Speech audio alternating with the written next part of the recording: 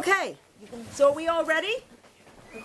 A Mashiach, meaning the Messianic era, is here already. Look around you and see what's going on in this world. Look at the physical things that are going on, right? Somebody sitting here. You are. Look at the physical things that are going on. Look at the spiritual things that are going on. Something really strange is happening. Every time something else. It's funny because I just was watching on YouTube. I keep watching these interesting things about this guy that's talking about how he in Israel is making this protocol of a farm, and he's trying to make all villages in Africa, in India, and all these different places. He's trying to make it all self-sufficient. You know, like that they can get water by themselves, they can get electricity by themselves, they can do everything on their own. Why? So then they don't have to rely on other people. Because what's the biggest problem? The biggest problem we have is money, right? In our world, it's money, right? So all of a sudden, here they're eliminating the problem of money, and they're putting in a self-sufficient system. And a lot of these cities that he was talking about, he believes that those are part of the 10 lost tribes. Like in India, there's a group. There's a group in Afghanistan. They're called the Pashtun, I think. A group in Afghanistan. There's a group even in Palestine. You know, where the Palestinians are in Gaza, there's a group there that they also claim that they're part of the 10 lost tribes. So he's trying to map out all these different people and trying to get them on board to be part of Israel. Even not living in Israel, but at least being like an offshoot of Israel. Just to me, this is mind-boggling. Why? Because to me, it looks like, wow, Mashiach is here. You know, this is what is Mashiach, the time for peace. Time for peace and harmony, time for innovation, a new time. But the point that we're having here is we're waiting for something called the Geula. What's the Geula? We are in the Geula. What's Geula? Geula, we're in exile. And we want Geula, which is the extra aleph. What's the extra aleph for Geula? Geula means redemption. We're waiting for the redemption. We want to start building our Beit HaMikdash already. Right? But we see all these things happening, but this is the part that we're waiting for right now. We're waiting for that. And a lot of women from around the world got together, and they decided that they were going to make an event tonight, which they were going to call the Geula event.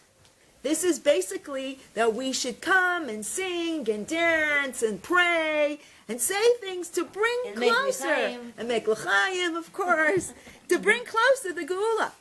Now, the whole thing, what we need to bring down here, now what do we need to do? The Rebbe, Lubavitcher Rebbe said in 1992, was the last point of when he was speaking, he said like this, he says, at least 10 people will get together, and at least 2 or 3 people will decide to bring this thing in fruition. It will happen. We don't need a lot of people to say, I want Mashiach now. How many people do we need? We need a couple of people to start, and then it continues on. Put it on Facebook, put it on Instagram, you know, there, it just keeps going. It continues and continues. So, this is the point is that it's not going to happen so simply. We have to make it a little craziness, right? You know, add a little craziness to the world, and we can bring something closer. So the idea is, what does it mean redemption completely? So on a deeper level, what's redemption? We have the beginning. We have Aleph. What's the first letter? Aleph. We have Bet, and we have Gimel.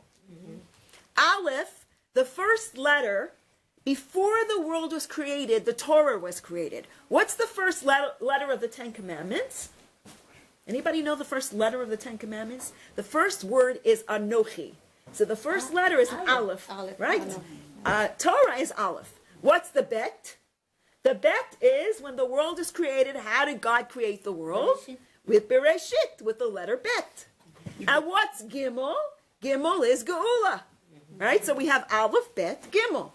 When we go through the Aleph, Bet, Gimel, that's how the world goes. What is it? First, God made a world. He took his light out of the world to make room for us.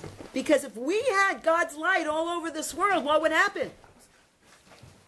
Did not exist. We wouldn't exist, right? Because of God's existing, there's so much light and so much spirituality, it's going to be too much for us. And we're going to break apart.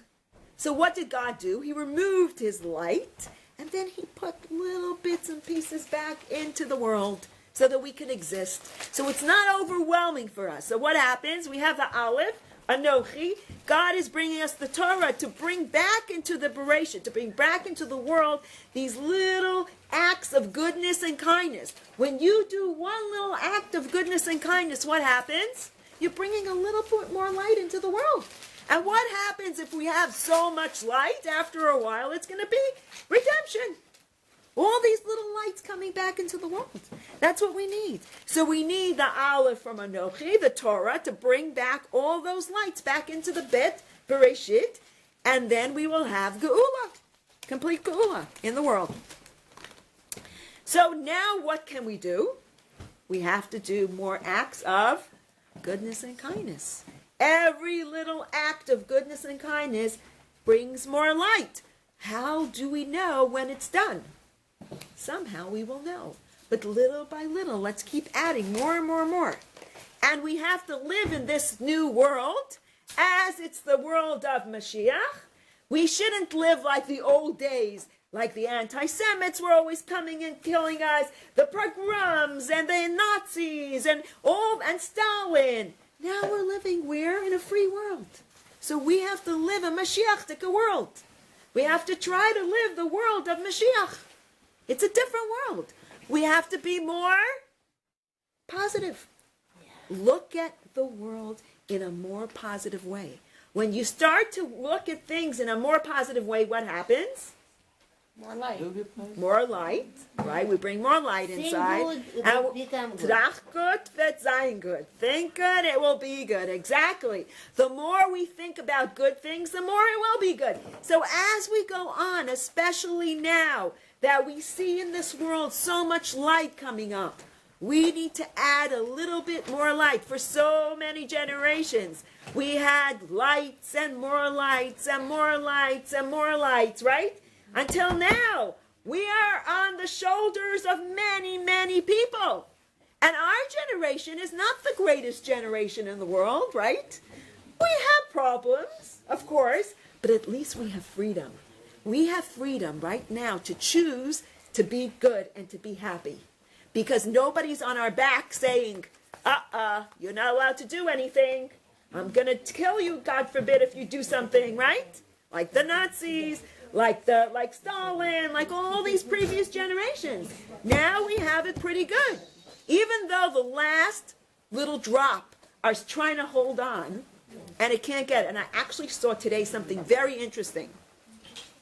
Vice President went to the Knesset. And you know what he said in the Knesset? Actually, I don't know if it was the vice president. Maybe it was some other politician. I can't even remember who it was. But one of them from America came into the Knesset. And he said to them, he says, you guys need to know one thing. When people talk about a two-state solution, you need to remember one thing. Don't be silly. He picks up the map and he shows all the Arab nations. Look how many Arab nations there are in the world. How big is Israel? Little tiny. Exactly. What are you trying to do? You're trying to give away a little tiny little part of the world? Ridiculous. You guys, look what happened in Gush Katif. Gaza came in and they're throwing rockets at Israel. That's ridiculous, right? It doesn't make any sense. So this is what we need to understand. Even the people, the Christians, are coming and telling us, you guys, you know this land is your land. It belongs to you. This is your place. You need to start thinking about the future for the Jewish people. And this is what's very important. So now we need to bring in this energy and we have to get ready to greet Mashiach how? In song and dance. And what we're going to do now is we're going to do a little prayer, and then we're going to watch a small little video, and then Vered is going to teach us how to make beautiful Beis HaMikdash. The Beis HaMikdash, the temple, it's going to be gorgeous with a big, huge crown on top of it. And that will bring Mashiach completely.